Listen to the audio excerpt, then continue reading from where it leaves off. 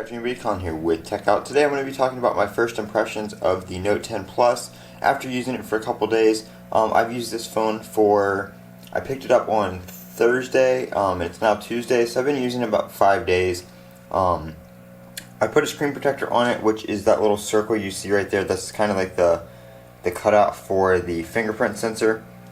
And I'm going to go over that with you in a minute, but let's see, I gotta find a page that shows it well.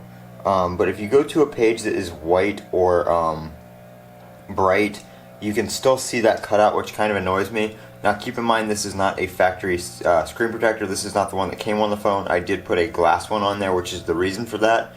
So when you see the phone in the videos, that's just something that's going to be there, unless I find another screen protector that is better. But I want to go over my Note 10 Plus and how I like it.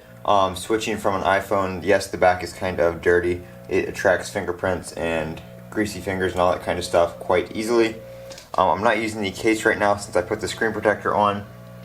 I still do have my iPhone, obviously. Not going to get rid of that or anything. It is right here as I hit them on each other right here.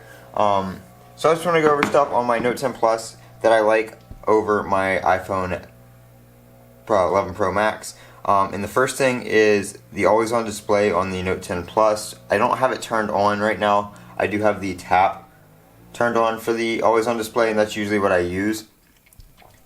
I like the fingerprint sensor on the screen. With this screen protector, it is a little bit slower than it normally is without a screen protector, but one of those things I just got used to, having the screen protector. Another thing that made me go with the Note over other Android phones like the OnePlus is the S Pen. If I was going to spend money on another Android phone, I wanted the S Pen. Also, I wanted to be able to participate in the One UI beta program that Samsung does. That will be bringing Android 10 to this phone in the beta program. I will be doing a lot of videos on that, so look forward to those. And everything else, is just, I like the Samsung, the theme store, the themes that you can do with the phone, the wallpapers, the backgrounds, all that kind of stuff. I like how Samsung does that. This phone has 12 gigabytes of RAM, so it is great at multitasking. I have gone like a day without using an app and come back to it, and the app doesn't even have to reload, which is amazing. The phone has the Snapdragon 855 processor, so speed is no issue.